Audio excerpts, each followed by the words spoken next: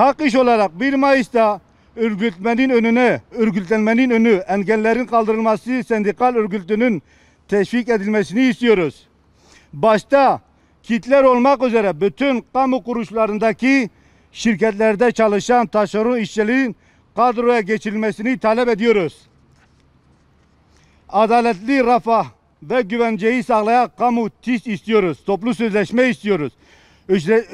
Ücretlerdeki vergi diliminin %20'de sabitlenmesini istiyoruz.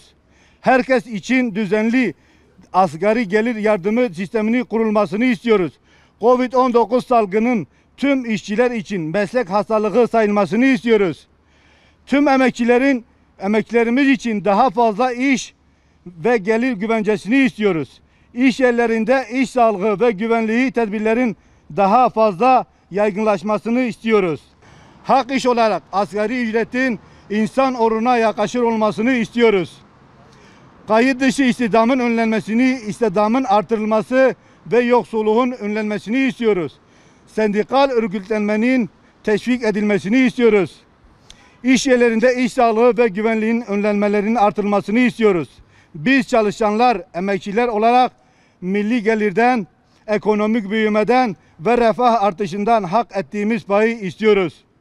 Biz çalışanlar insanı merkez alan daha adil ve sürdürülebilir bir dünya ve Türkiye istiyoruz.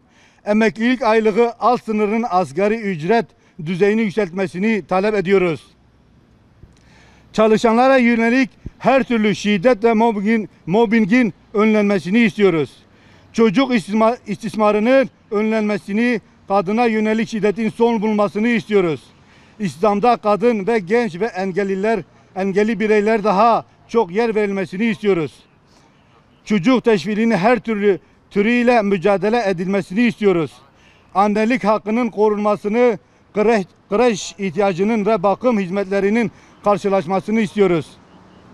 Gençlerin eğitim, staj ve işe giriş imkanlarının gelişmesini istiyoruz. Engelli bireylerin sosyal hayata katılımının artırılmasını istiyoruz.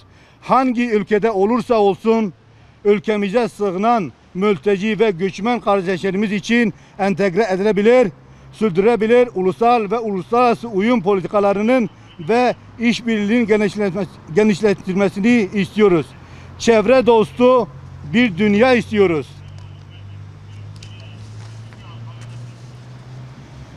Biz 73 milyon vatandaşımız ve 4 milyon göçmen kardeşimiz ile birlikte Türkiye izliyoruz. Hepimizin temel haklardan eşit şartlarda ve eşit sorumlulukla yararlanmasını istiyoruz. Dünyanın dört bir yanında mazlumların uğradığı zulmün son bulmasını, tüm dünya barış, özgürlük, adalet, demokrasinin tesis edilmesini ve insan haklarının genişletilmesini istiyoruz.